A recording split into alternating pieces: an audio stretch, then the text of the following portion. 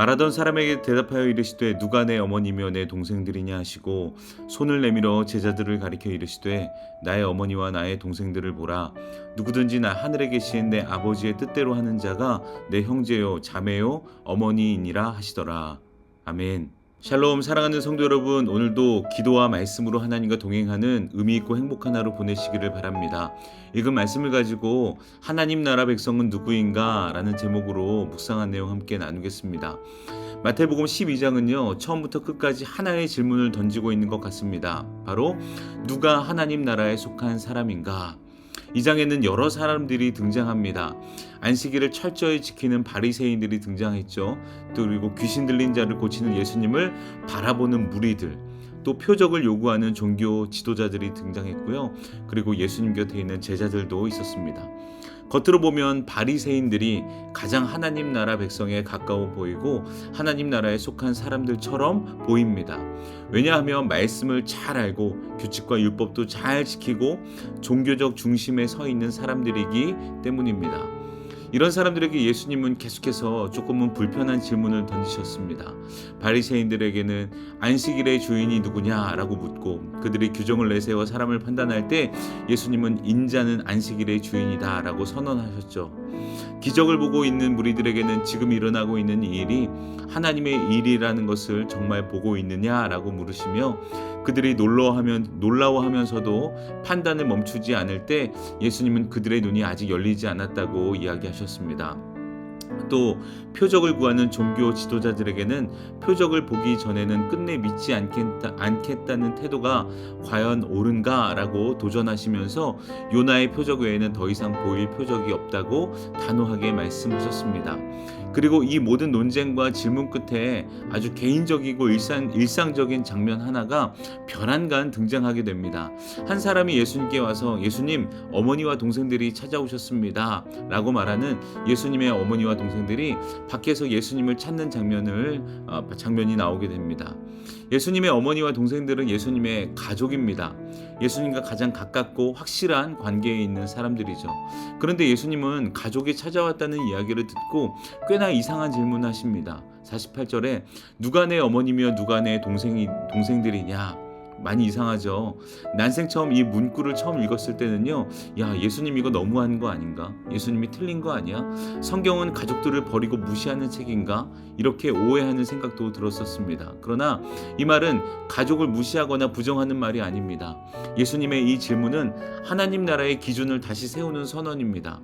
마태복음 12장에서 예수님이 계속 조정하시는 기준이 하나 있었습니다. 그것은 바로 가까이 있으면 자동으로 하나님 나라 백성이 된다는 생각, 즉 말씀과 종교 생활을 잘하면 이미 하나님 나라 백성으로 안전해 라는 이런 확신이 아니라는 것들에 대해서 예수님이 이야기하고 계신 것입니다.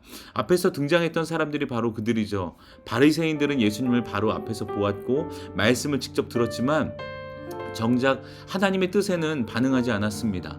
기적을 보고 있던 무리들 역시 하나님의 역사를 보고도 여전히 판단하는 자로만 남아있었고 표적을 구하던 종교 지도자들은 더 많은 증거가 주어지기 전에는 믿지 않겠다 이런 태도를 버리지 않았습니다. 이들은 예수님과 물리적으로 가까이 있었고 보았고 들었지만 하나님의 통치 아래, 하나님의 다스림 아래 서 있지는 않았기 때문에 예수님은 이들을 하나님 나라 백성으로 인정하지 않으셨습니다. 이런 게 하나님 나라 백성의 기준이 아니라는 것입니다. 그때 가장 기준에 합할 것 같은 가족들이 찾아왔고 예수님은 사람들에게 명확한 기준을 말씀하기 위해서 누가 내 어머니며 누가 내 형제냐라고 이렇게 의도적으로 드러내시면서 이 기준을 부각시키기 위해서 이렇게 말씀하신 것입니다. 그리고 예수님은 그 기준을 50절에서 분명히 말씀하십니다. 누구든지 하늘에 계신 내 아버지의 뜻대로 행하는 자가 내 형제요 자매요 어머니라 라고 말씀하셨죠. 여기서 중요한 단어는 행하는 자입니다. 이 말은 완벽함을 뜻하지 않습니다. 흠없는 신앙을 말하는 것도 아닙니다. 예수님은 지금 누가 잘 지켰냐를 묻고 계신 것이 아니라 누가 하나님의 뜻 앞에 서 있느냐를 묻고 계신 것입니다. 마태복음 12장에 등장하는 제자들을 보십시오. 사실 그들은 안식일 규정을 완벽히 이해하지 못했고 배가 고파서 밀 이삭을 잘랐습니다. 종교적으로 보면 흠이 많은 사람들이었습니다. 부족했죠. 그러나 그들은 예수님의 말씀을 떠나지 않았고 하나님의 뜻이 어디를 향하는지에서 벗어나지 않으려고 했습니다. 반대로 바리새인들은 율법을 정확히 알고 있었고 논리도 분명했지만 하나님의 뜻 앞에서는 스스로 판단자가 되었습니다. 예수님이 말씀하시는 행함은 완벽한 실행이 아니라 하나님의 뜻을 삶의 기준으로 삼고 그 아래에 서 있는 태도를 말하고 있습니다. 그래서 하나님 나라 백성은 어떤 사람들입니까? 하나님 나라 백성은 하나님의 말씀을 듣고 아버지의 뜻대로 행하는 사람들입니다. 보았느냐가 아니라 반응했느냐가 기준입니다. 알았느냐가 아니라 들었느냐가 아니라 그 말씀이 삶의 방향이 되었느냐가 기준입니다. 오늘날로 말하면요, 출석했느냐가 아니라 교회에 나왔느냐가 문제가 아니라 하나님의 뜻에 순종하며 살았느냐가 기준이 되는 것입니다. 하나님 나라는 이해한 사람에게 주어지는 나라가 아니라 하나님의 뜻에 자신을 내어드린 사람에게 주어지는 나라, 그런 속한 나라가 되는 것입니다. 예수님은 오늘도 우리에게 같은 질문을 던지십니다. 너는 지금 하나님의 뜻을 듣고 있느냐? 그리고 그 뜻 앞에 어떻게 살아가고 있느냐? 그 말씀을 들었는데 어떻게 반응하고 있느냐? 우리가 이번 주에 생명의 양식, 세상의 양식이 아니라 생명의 양식에 대해서 이야기를 들었습니다. 교회에 나오는 목적과 하나님을 따르는 목적들에 대해서 이야기를 들었는데 그 말씀이 우리에게 전해졌는데 그 말씀에 우리는 어떻게 반응하고 있는지에 따라서 하나님 나라 백성인지 아닌지가 드러난다는 것입니다. 하나님 나라 백성은 오늘도 하나님의 말씀을 듣고 그 뜻의 삶을 내어드리며 살아가기를 선택하는 사람들입니다. 예수님은 그들을 향해서 분명히 말씀하십니다. 누구든지 하늘에 계신 내 아버지의 뜻대로 행하는 자가 내 형제요 자매요 어머니니라. 이 말씀을 듣고 다시 오늘 새로운 마음으로 나에게 하나님이 어떻게 말씀하셨지?